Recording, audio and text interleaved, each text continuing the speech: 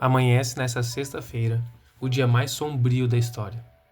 Embora a maioria dos humanos não tenha ideia disso, hoje, uma morte brutal e horrível, talvez a pior, mas também a melhor de todas as mortes humanas, deixará em Jerusalém o triste registro da fonte da alegria verdadeira. Deus, o Filho, o Criador de tudo que existe, João 1,3, será executado. Jesus está no Getsêmani, onde orou com forte clamor e lágrimas, sendo ouvido por seu Pai, cuja vontade será feita. Jesus ouve barulhos e ergue os olhos. Tochas e vozes abafadas sinalizam a chegada de um grupo. Jesus acorda seus discípulos. Pedro se levanta afoito e, em um impulso de raiva, puxa sua espada e ataca aqueles que estão chegando a Jesus. Em um golpe, ele acerta um homem por nome Malco, que, ao apavorar-se sentindo o sangue escorrer pela sua cabeça, recebe um toque sobrenatural proveniente das mãos mais doces que existem. Atordoado, ele olha para Jesus, já sendo levado embora, e seus discípulos a se espalharem. Jesus é conduzido bruscamente à casa de Anás, um ex-sumo sacerdote, que questiona sobre os ensinamentos dele. Esse interrogatório informal tem como objetivo pegá-lo desorientado e desprotegido, o que não acontece. Anás então envia Jesus a seu filho Caifás, o atual sumo sacerdote. Na casa de Caifás, um julgamento ilegal começa imediatamente. O sol está para aparecer e o conselho precisa de um veredito condenatório logo. O julgamento foi montado às pressas e as testemunhas não foram bem selecionadas. Os testemunhos não se alinham. Os membros do conselho parecem desconcertados. Jesus está em silêncio, como um cordeiro. Caifás, irritado e impaciente, interfere rapidamente. Eu te conjuro pelo Deus vivo que nos diga se tu és o Cristo, o Filho de Deus. Chegou a hora. Encarregado em nome de seu Pai de responder, Jesus profere as palavras que selam a condenação pela qual ele tinha vindo suportar. Mateus, versículo 64 do capítulo 26, nos diz que ele respondeu: Tu mesmo o disseste, mas eu digo a todos vós, chegará o dia em que vereis o Filho do Homem assentado à direita do Poderoso e vindo sobre as nuvens do céu. Caifás, encenando um teatro politicamente religioso, viola a lei e rasga suas vestes em indignação fingida e um alívio mal disfarçado pela suposta blasfêmia de Jesus. Ele declara o fim do julgamento. Que necessidade mais temos de testemunho? Porque nós mesmos ouvimos da sua própria boca, diz Lucas 22:71. O conselho dá o seu veredito. Culpado de blasfêmia. Sua sentença? Morte. Mas é uma sentença que eles não podem cumprir e Roma se recusa a delegar a pena capital. Agora teriam que convencer as autoridades romanas. Chegaram então ao governador Pilatos, que percebe que algo de errado não está certo. Esse discurso dos líderes religiosos está estranho e suspeito. Eles querem que ele execute um galileu. Pilatos questiona Jesus e então diz ao conselho, conforme diz Lucas 23:4, não vejo neste homem crime algum. Agora, como em um jogo de xadrez político, Pilatos faz um movimento. Como Galileu, Jesus está sob a jurisdição de Herodes Antipas, então deixe Herodes julgar. Herodes inicialmente recebe Jesus com alegria, na esperança de ver algum milagre, mas Jesus se recusa a entretê-lo ou mesmo a respondê-lo. Desapontado, ele bloqueia o movimento do tabuleiro, devolvendo Jesus a Pilatos. Pilatos faz outro movimento.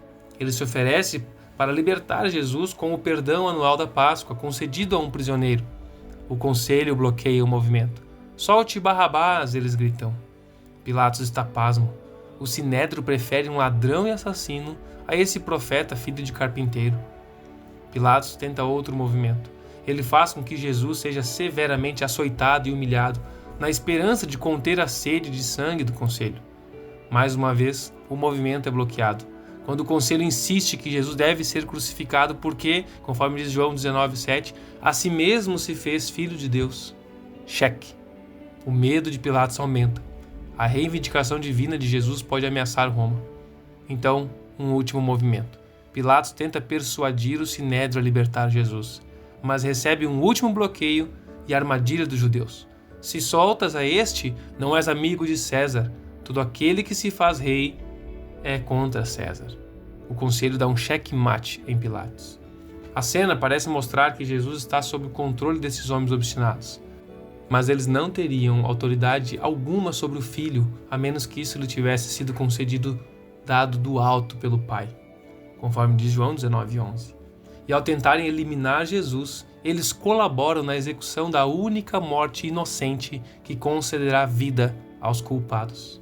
Jesus é brutalmente espancado, sua cabeça rasgada por espinhos, suas costas dilaceradas gotejando sangue. Jesus não consegue caminhar nem 50 metros carregando aquela barra transversal da cruz de aproximadamente 20 quilos. Poucos minutos depois, já está pendurado sobre um dos mais cruéis instrumentos de tortura já inventados. Uma inscrição acima de Jesus declara em grego, latim e aramaico quem ele é, o rei dos judeus.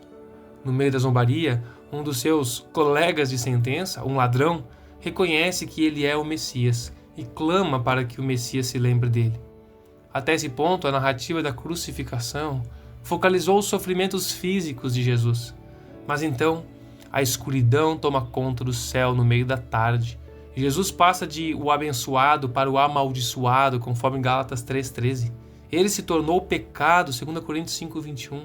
E em um isolamento aterrorizante, ele grita: Deus meu, por que me desamparaste? Essas palavras não são um grito de desespero. O desespero seria pecado. Mesmo na escuridão, Deus era Deus meu. E embora a dor obscurecesse as promessas, em algum lugar nas profundezas da sua alma permanecia a certeza de que Deus o estava sustentando. Mas agora, neste instante, ele estava de costas para o filho. Ele não via o filho como seu filho amado, mas como o pecado do mundo. E o vinagre umedece a boca desse filho para dizer uma palavra final, tetelestai, que quer dizer está consumado. E Deus, o Filho, morre. O sacrifício está completo. A cortina rasgada e o caminho para o Santo dos Santos aberto de uma vez por todas. E o Pai agora orgulhosamente estende suas mãos ao espírito do seu Filho amado. É a pior e a melhor de todas as mortes humanas, pois nessa cruz ele carrega os nossos pecados em seu corpo, 1 Pedro 2,24. E como diz 1 Pedro 3,18, o justo morreu pelos injustos para conduzir-vos a Deus. Nenhum amor, nem humildade ou obediência maior já foi ou será demonstrado.